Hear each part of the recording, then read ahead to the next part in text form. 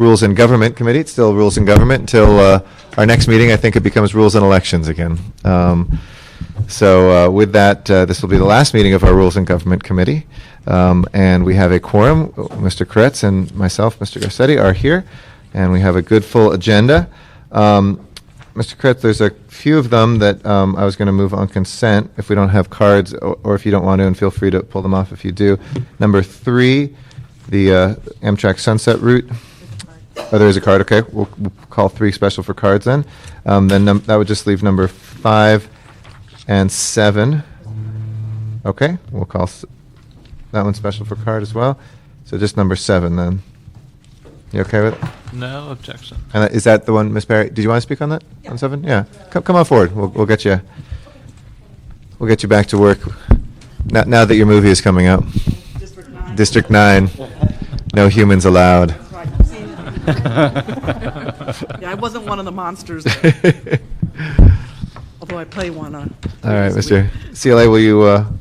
Item 7. Number 7. Item number 7 is the CLA report relative to the city's position on. Yeah. Huh? Yeah. 7. 7? Yeah. No. Right? No. Oh, you want to do 7? Oh, you're here on the commissioner? I thought you were here for, because I think you had done this one too, the number 7. Which well, let's take the commissioner first. Let's do number 1. Okay. Okay. Yeah, please. Sure. Absolutely. Item number 1 is communication from Council President Pro Tem relative to the appointment of Ms. Valerie Vanneman to the City Ethics Commission for the term ending June 30, 2014. Please introduce our nominee from. Well, as Council President, thank you, Council President, and as Council President Pro Tem, I'm proud and pleased to present Valerie Vanneman for the Ethics Commission. Ms. Vanneman grew up in Alliance, Ohio, and she completed law school. Oh, it's about Ohio.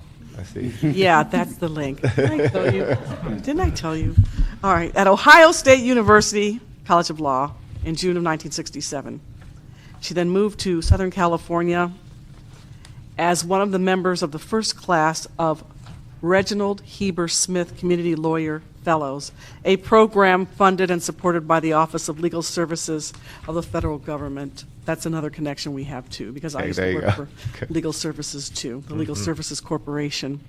She was admitted to the California Bar in June of '68, and she's a member of the bar in Ohio and in Massachusetts. She spent 3 years in the mid-1970s at Harvard Law School as a teaching fellow in the clinical program and a year with the Children's Defense Fund. From 1967 through 1981, her legal work involved representing indigent residents of Los Angeles through legal services or children through the Children's Defense Fund. And since 1981, Ms. Vanneman has been in private practice representing disabled individuals and their families in matters related to education and regional center benefits. Her professional life and practice centered on ensuring fairness and openness and how and why decisions that affect the lives of individuals are made, which is what brought me here today with her to my right. I believe that she is a very careful fact finder who understands and appreciates the need to explore all sides of a question before drawing a conclusion. And she is also the mother of 2 fine adult children, a son and a daughter, and a very active member of the Los Angeles community. Excellent. Well, thank you for the nomination. I appreciate it very much. And thank you for being willing to step up and serve on the Ethics Commission. Would you like to start by telling the committee about your interest or the arm twisting that went on? Actually, there was no arm twisting. Good. I think that transparency in government, and I think particularly the Ethics Commission of the City of Los Angeles, is nationwide, I think, recognized as being quite a stellar effort on the part of the city, and it's something that I would look forward very much to serving on. Great. Well, thank you for all of your service, including your volunteer service on behalf of Griffith Park. We very much appreciate that, all of us who live in the city as well as those who are close by. Let me ask you a couple questions, and then I'll see if Mr. Kretz has any questions. In terms of some of the policy issues that the Ethics Commission, you know, you have your 2 functions, your quasi-judicial one, and then your policy-based job. What are your feelings about campaigns in Los Angeles in general and campaign financing in particular? And you know, we've had a lot of work around alternate ways of financing campaigns, whether it be public financing of some sort. You know, they're launching a pilot at the state level for Secretary of State in coming years. whether or not that would be a way here.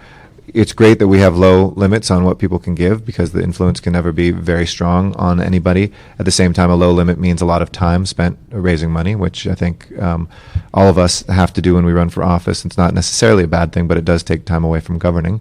And also that some of those, I know I'm throwing a lot at you, but public finance is one area I'd love to hear your thoughts about. And the second is, limits have not changed at all with inflation. So essentially, we spend more and more time raising because postage has gone up and television costs have gone up, et cetera, than when the Ethics Commission originally established those limits. But people can only still give the same amount they could. There's no kind of inflation adjustment as the state has and others. And whether you have any thoughts on that as well. Well, if I can start at the end, I guess since I've never raised money, I've never thought about the inflation factor on the limits that are set on it. And it's certainly something that obviously is of concern to folks who do run for office and something that I think anybody would need to think about in terms of what makes sense. In terms of the larger question of public financing, I'm actually not sure that I have a position on that is well defined because I think that experiments so far in it have been less than successful. And so the real question, I think, is as people continue to look at ways in which public financing becomes a more viable alternative, then you get into a situation of weighing all of the aspects of it, including obviously people's desires to in fact support candidates that they have a feeling about. So I guess that I don't have a firm position on it at this point. I don't have a well-defined position on it. Have you looked at the Arizona experiences or Massachusetts and North Carolina? And I've Maine? not looked at Arizona. Vermont, excuse me, not Massachusetts. Yeah. Yeah, I don't really know anything about any of those with any detail at all. Okay. In terms of one last area, and turn over to Mr. Koretz.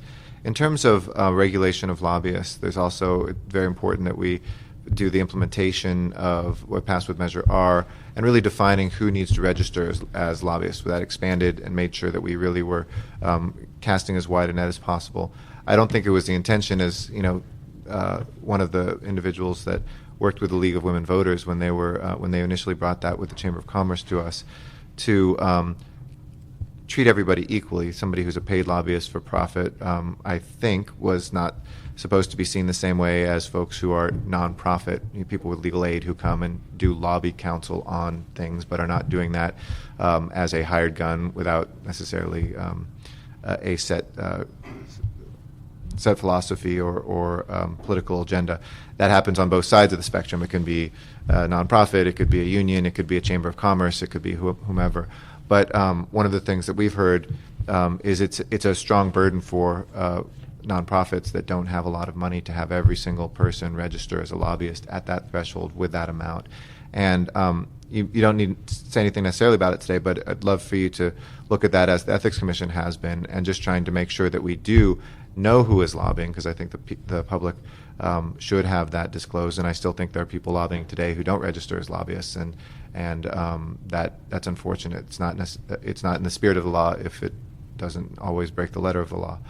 But we also need to do that in a way that doesn't become a burden where people don't want to come to City Hall anymore because they're with an environmental group that suddenly has to, barely is getting by, and then each one of them have to pay hundreds of dollars each year to be a registered lobbyist. So I don't know if you have any thoughts or if you just I'm not sure that I have any thoughts on it. I certainly appreciate the situation that the nonprofits find themselves in, and certainly it's something that should be kept in mind. Yeah, okay. Thanks. Mr. Kretz?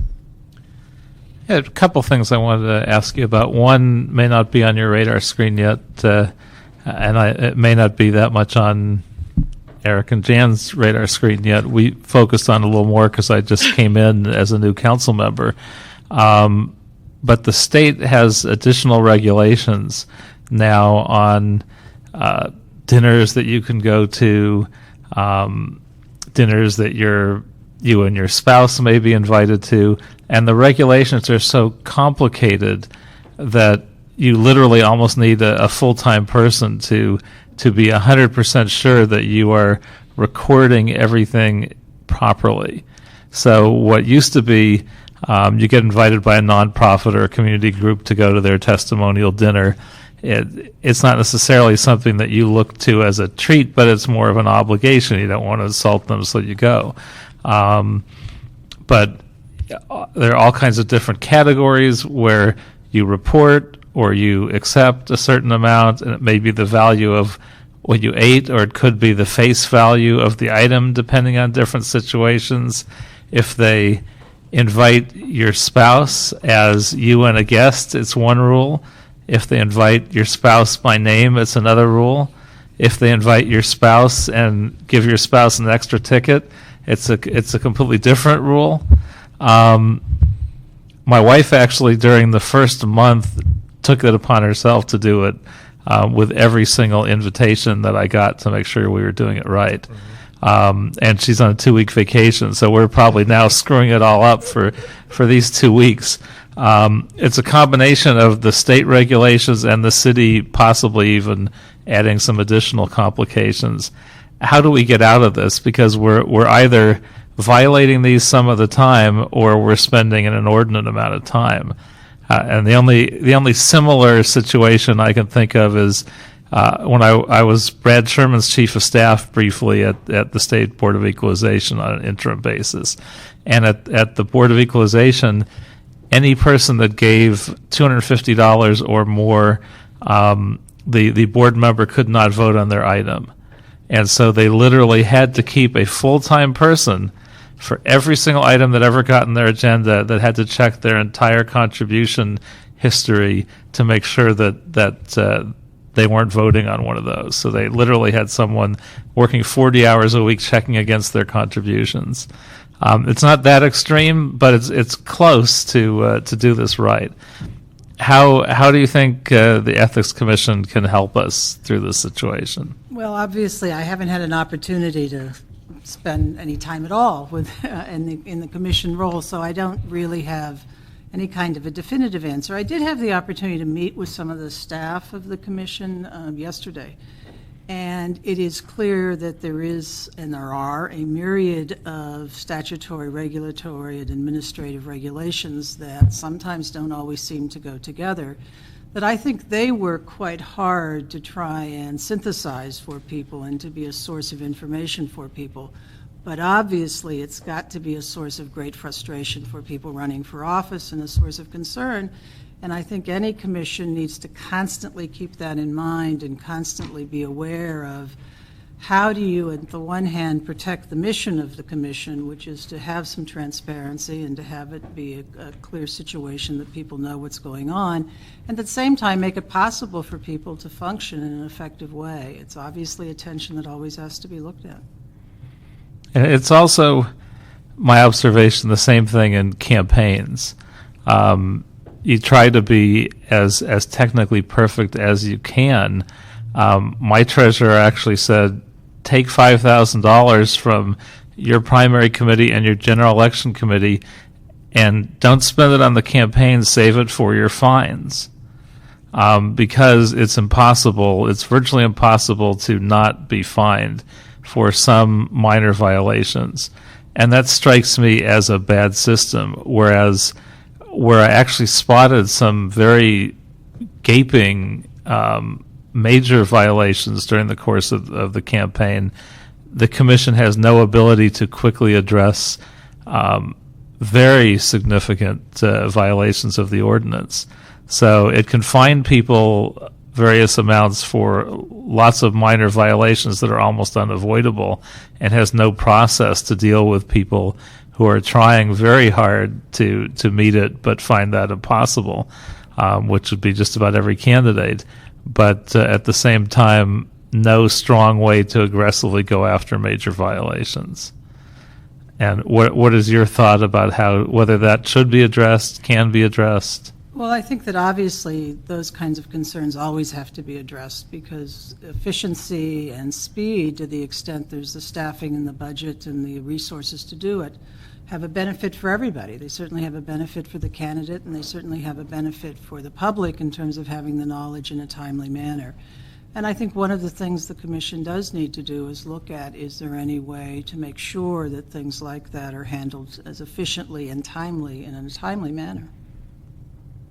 What about the minor violations? I'm not sure that I have enough background knowledge, experience to be able to understand the difference between a minor violation and a non-minor violation at this point.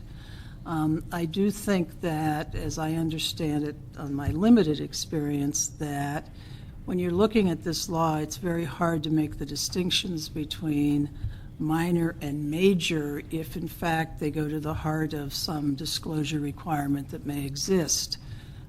So that I think it's something that I need to certainly learn more about in terms of how those are handled. Yeah, I'm trying to think of a good example. You're only supposed to take $500 from one source, whether they own a company, whether they're individual, and you inadvertently take more than that from the same source. You'll get probably a $250 or $500 fine for it, but you'd have no way to know. Those are the kinds of things that happen to every candidate. So the idea that every candidate being finable is a good thing strikes me as odd. It seems like there has to be some process whereby people that have done everything you possibly could to avoid making any mistakes and still make a few and still get fined. Isn't the process as we would ideally like it to be? Well, I certainly would think that there is some discretion that gets exercised by the staff, and that in situations where there's an immediate identification of something and immediate mitigation, it's my understanding there are all sorts of things that do happen that are then do not result in fines or do not result in action being taken. But as I say, I don't yet have that experience, so I'm speaking just from a very brief introduction to the process. Fair enough. Thank you. Thank you, Mr. Kretz. And so with that, we'll move to approve your nomination. Second. And with that, we'll unanimously send that forward to full council. Thank you. Thank you again for your service, and thank you for the nomination. No, just thanks for, we'll take care of it on consent. It was the 100 Airborne Division piece. Yeah. So if there's no discussion on 7, Mr. Kretz, we can pass that on consent. The Boxer bill for the Congressional Gold Medal. So ordered. And then if we can receive and file to the number 8 and number 10, I think are not relevant anymore. So we've been recommended to receive and file those two. Okay. That's fine. All righty. And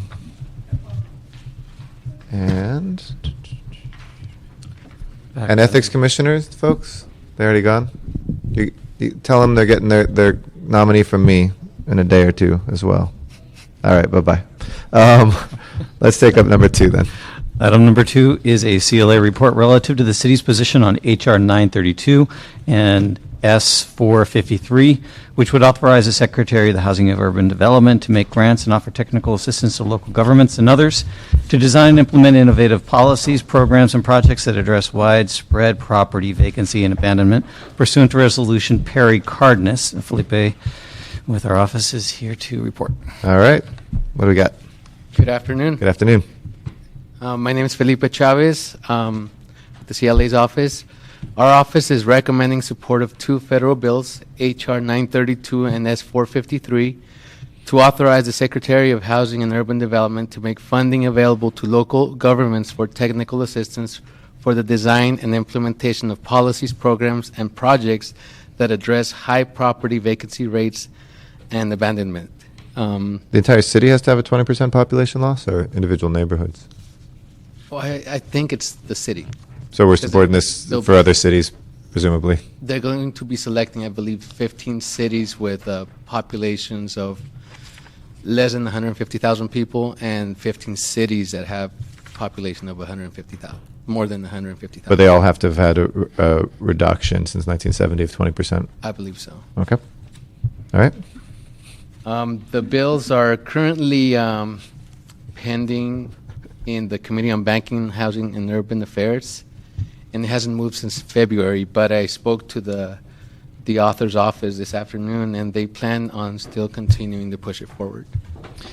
I would move to support this, but with the condition that it include cities that have not had that population loss. Because I think the same things, the blight and unemployment loss, will apply to certain neighborhoods we have, but it won't obviously qualify us for the city, so we might as well throw ourselves in there so we can perhaps get legislation that would bring some resources here. Or at least, I guess, encourage them to include us in the process. Why don't we encourage them to add that, or, well, let's make it conditional. Let's play a little hardball. We'll see. When it comes to council, Ms. Perry or Mr. Cardenas could point out why it's in our interest not to play as much hardball, but I think we should say City of LA is happy to be a part of that, but we want some mechanism for either neighborhood that have experienced this or cities that have experienced these conditions without necessarily the population loss. So for clarification, so maybe a seek if amend or a support if amend or support and seek amendments, one of those two is an Let's option? do the first right now. Support if amend for now, and I'll talk to Ms. Perry and see if there's some reason not to, but Fair enough. send a I'll strong, second that. okay. Thank you, Mr. Kurtz. Any questions for CLA on it? Okay, all right, thank you. Take up number, On that matter, then, would you like to instruct the CLA to prepare an amended resolution to support if amend? yes. Thank you please. very much. That's exactly right. You always say it much better than me. Let's have Dr. Williams come up on item number 3, please. Number 3 is a CLA report relative to the city's position on legislation that would implement daily service along Amtrak Sunset Route and procure passenger rail cars pursuant to Resolution Labange Rosendahl. All right, Dr. Williams, hello. Dr. You've got a button on your tie. You've got a button on your tie. So make sure you do. Not responding to 710. Yes, don't worry. Okay. Dr. Clyde Williams, 4115 Bear Road, El Sereno. I actually took the Dayliner once a long time ago. I'm very well experienced in train travel, love it. Except for one thing. Here in California, you can't get past Shasta going up to my son's house in Portland. So I'm really upset with that. However, we also have a high-speed train being planned. This seems to be a competitor to that. It's going to become a very crowded corridor, I believe, if you invest the money now in the Sunset and then come along later on with the high-speed rail through downtown LA and hopefully getting to both Sacramento and to San Francisco. So it seems strange to have both of them basically coming on at near the same time, or is this a patch? I think I can answer your question and save you some time. It's the Sunset route that actually goes down. It's different than high speed to Vegas or up. It goes down. It goes Arizona, New Mexico. Oh. It's that route. It's the Sunset route that's here. It's tri-weekly right The now. old Flagstaff route? Sorry, it's the one that goes to Arizona, New Mexico. Yeah, Flagstaff, I think Texas and Midwest. And so he's put this forward to move it from tri-weekly to daily. Okay, thank you for the You got clarification. it. No problem. Okay, we'll move approval. Yep. Second. Okay, and we will approve that. Next item, please. Item number 4 is a CLA report relative to the city's position on AB 1185 that would permit a person who has undergone gender reassignment surgery to petition for a birth certificate in the Superior Court of the county in which the petitioner was born in order to reflect the change in gender and any associated name change pursuant to Resolution Garcetti-Rosendahl. This has passed from committee and is now in the Senate floor. Okay. Good afternoon, Good Cheryl afternoon. Benares with the CLA's office. The item before you today seeks support of AB 1185 that would permit a person who has undergone gender reassignment surgery to petition for a birth certificate in the Superior Court of the county in which the petitioner was born. Existing law allows individuals who have undergone gender reassignment surgery to obtain a new birth certificate reflecting the change of sex and any name change from the county of where he or she resides. Supporters of AB 1185 state that existing law discriminates against those who have undergone gender reassignment surgery who were born in California but now live outside of the state. Supporters also state that the rights of native-born Californians should not end at the state's borders. This item is currently pending in the Senate. Our office recommends support. Okay. As I introduced it, I know it well. Do you have any questions about it, Mr. Gratz? No, sounds like a good idea. I'll All right. second that, Okay. assuming you move your own motion. Yes, or you can move it whatever, either way. All right, unanimously, we'll vote to support the CLA recommendation. Thank you. Item 5. Item 5 is a CLA report relative to the city's position on the Bay Area Council's call for a state constitutional convention to begin the process of reforming California's finance structure pursuant to Resolution Weezark Rural Parks. Dr. Williams, you want to come forward on number 5?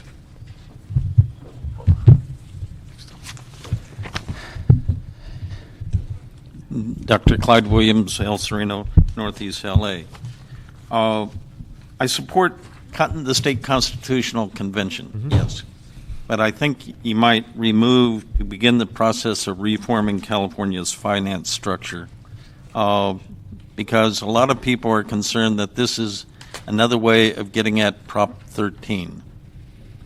And Prop 13 requires a huge amount of outreach to the citizens as to informing them so that you can get a 2/3 majority vote. It has occurred, and that was the most important thing. 2/3 majority votes have occurred, and they got a lot of money. Unfortunately, sometimes they don't get all of the money. That is, the operations and maintenance is often left out of the capital investment. So I might say truth in lending, truth in indebtedness, that we are going to have to survive during the next 10 to 30 years. So I would highly recommend that you just leave it constitutional convention and leave off the finance. So thank you. Thank you. Appreciate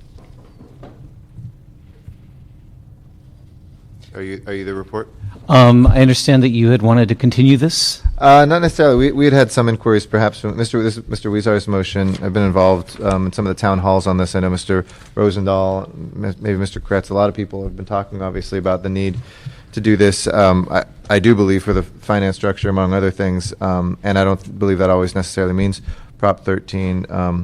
And Prop 13, just to adjust your point, Dr. Williams, too, there's been some chips at the 2/3 requirement for schools and some other items as well. And it certainly, for me, is not just about finance structure as well. But I think the plan maybe we'll send it to council, and Mr. Weezar can make the decision. There's of whether or not to continue. There's a Fuentes bill that has been introduced to move towards a commission that would oversee this process instead. And so I think there's some things that are in flux right now about whether we should go that route or just go forward on the convention. But I don't know if you have any thoughts on it, Mr. Kretz. Or Well, I haven't given it as much thought as some might, but I've given a lot of thought to the reforms that are needed at the state level because I've seen them painfully enough firsthand. And I can certainly say some people think that LA city government may be not so easily governable or dysfunctional, but they have no idea compared to the state. I mean, we have a budget problem, but the 15 of us just work together and try to resolve it. At the state level, even when they don't have a problem, they have a giant problem getting a budget passed and getting the budget financed. And when they have a real problem, it turns into 100 times the crisis it needs to be. And that needs to be restructured. I mean, between the 2/3 budget requirement and term limits and 5 or 6 other areas of dysfunction, there's a tremendous need for reform. Now, whether the Constitutional Convention winds up making things better or worse, and who participates and how it all works out, those are all open questions. Although I'm inclined to think that it's so bad that it's worth the shot. The odds that we make it better rather than worse are probably pretty good. Well, why don't we do this? There is a CLA report on file, and our recommendation is to support this resolution. The process that's been proposed by the Bay Area Council is to place before the voters a call for the question of whether they're to actually have a convention, and that must be on a statewide ballot, which would be November of 2010. So there is some time to gather signatures to put this on the ballot and move this forward to the voters. The Fuentes bill, Assembly Joint Resolution, I believe it is, 84, talks about creating a commission. And so that would put it on a much faster process, assuming a commission could be formed in October or November of this year, meet, come up with some recommendations, move those forward, maybe even for the June ballot or for the November ballot. So that is a much more expedited process. The report in the resolution before you only concerns the Bay Area Council proposal. And that in itself has some kind of some limitations on it. One of the concerns with constitutional conventions is that it opens the door, the floodgate, for everything in the Constitution. There are opinions that you can limit it to specific issues, and some legal research indicates that that would be sustainable.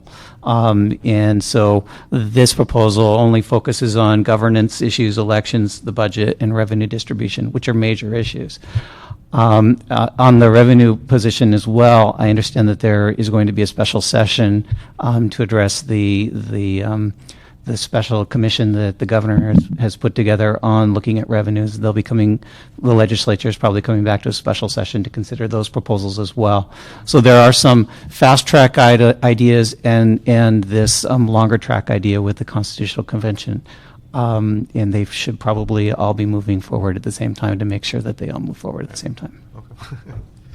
Well, let me add one amendment to the resolution. Why don't we make it California's finance, budgeting, and governing structure, since I think there are issues beyond financing. I mean, the budget process that Mr. Kretz mentioned, part of our governance structure as well, I think is something that I've heard certainly out there. So if there's no objection to that, maybe we'll add that and we'll forward it. I would applaud that addition. All right, great. With an instruction to the CLA to prepare a revised resolution. Absolutely. That too. Always the CLA. I'm going to establish for the record when I say let's do that, I mean what I really mean is the CLA. Please help us do it. For the clerk in the official record. Right, exactly. And if you have to, and I mean only if you have to, consult the city attorney for assistance.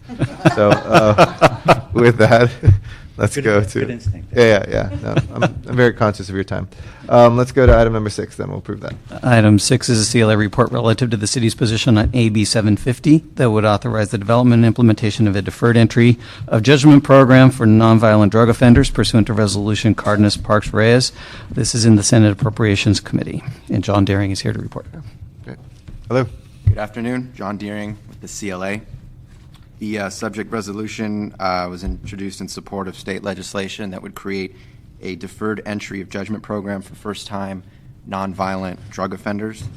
The resolution states that current law provides reentry programs in prison and parole systems, but that there is insufficient guidance for establishing reentry programs at the local level. AB 750 was introduced by Assembly Speaker Karen Bass with the stated purpose to provide a codified model of a proven deferred entry program for certain nonviolent drug offenders. Under a deferred entry arrangement, an offender pleads guilty to a crime in exchange for a deferred sentencing and entry into a closely supervised program. Components of these programs may include job training and placement, educational training and assistance, substance abuse treatment, and parenting support. If the participant successfully completes deferred entry program, the offense is cleared from the individual's record. These programs are based on the statistic that over 70% of ex-offenders returning to their communities from prison will reoffend within 3 years of release. Specifically, AB 750 would authorize court systems to develop a deferred entry program that is modeled after a program that was implemented by the San Francisco District Attorney's Office that is also known as the Back on Track program. With certain specified characteristics. Eligibility is restricted to first-time offenders only. Any offender with a history of gang involvement or gun possession or violent crimes is also ineligible. There's a 6-week screening process to determine if the individual would be a likely candidate for such a program. If after that screening period, the prosecuting attorney and the judge agree that the individual would be a likely candidate, then a 12-month program for the deferred sentencing occurs, in which they would have to report back to the court every 2 weeks. If a participant gets a new charge while he's in the program, then he's no longer eligible and he proceeds directly to sentencing. Given that AB 750 is consistent with the city's mission of supporting strategies aimed at reducing recidivism, especially among youth and communities where recidivism is more prevalent, the CLA recommends adoption of the resolution for the city's formal support. Okay. Mr. Kurtz, do you have any questions about it? Not questions, just a comment, which is I've done a little work on this at the state level, and people don't realize quite how bad we are compared to everyone else. Literally, when they do statistics on recidivism, they have to take California out because it skews everything so badly. The next closest state to us has around a 35% recidivism rate. Wow. We are so bad. So any program like this, Why is that so? I think it's Improvement because programs. when we went through the tough on crime period, we changed the focus to punishment, not to getting people back into society at huge human and financial costs. And I actually took a first step at the state level just of changing the name of the Department of not the name, but the mission of the Department of Corrections from just punishment to, in essence, punishment and rehabilitation. It's just a mindset of the whole state process. So doing things like this starts to move us in the right direction. It's a wonderful idea. Great. I'm familiar with the Back on Track program that Ms. Harris has done in San Francisco, and it definitely has had some great successes. So we will go ahead then and forward that unanimously. No objection. Indeed. Number 9 is your last item. This is a CLA report relative to the city's position on SB 290, which would make permanent existing law that requires landlords to give tenants 60 days notice when terminating a residential tenancy pursuant to Resolution Huizar-Reyes.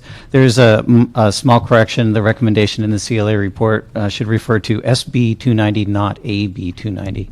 So that's an error that's been propagated through this, so we'll correct the agenda and such. So no problem. Brian Randall is here to report. Thank you. Good afternoon.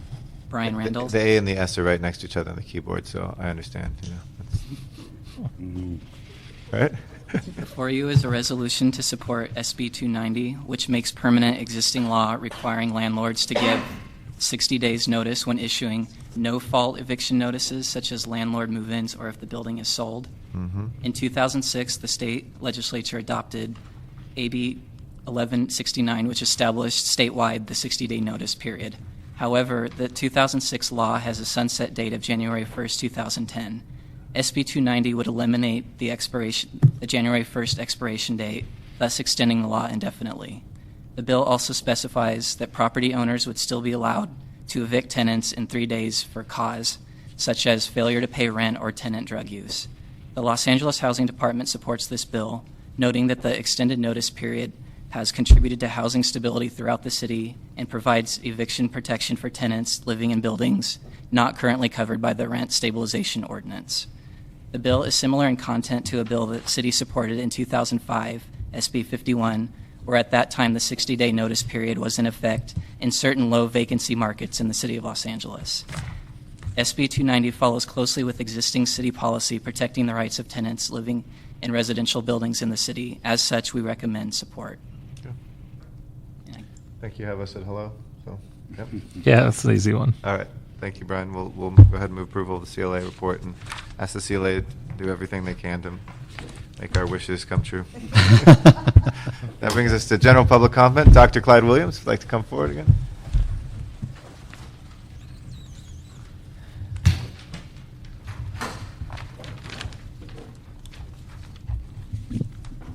Now it is the button. 710. As indicated this morning, there's a lot of people up in the Northeast that are upset.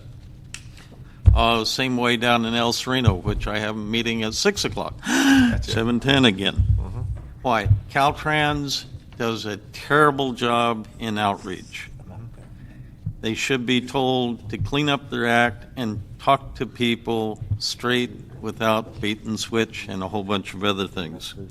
We would like to have the city recognize that situation and work with the county supervisors and the state assembly and senate people to get it stopped. This is not a new project. It's been going on for 50 years. I know it for 20 some odd years. Friends of mine know it for 30 some odd years. The same sorts of things. What is it? We're not against the improvement of the traffic.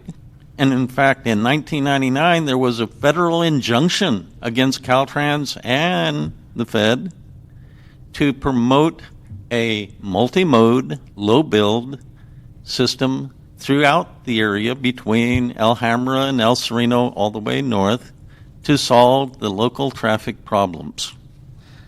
It's been very limitedly implemented because El Hamra wants the 710. However, they don't want it in El Hamra. They want it over in El Sereno. So we're kind of upset with that. Our basic approach is let those who benefit the most, be it El Hamra, the Port of Long Beach, the Port of LA, endure the most, rather than putting it onto us. Thank you. Thank you, Dr. Williams. I will close our general public comment, and this meeting of the Rules and Government Committee is adjourned. Long live the Rules and Government Committee.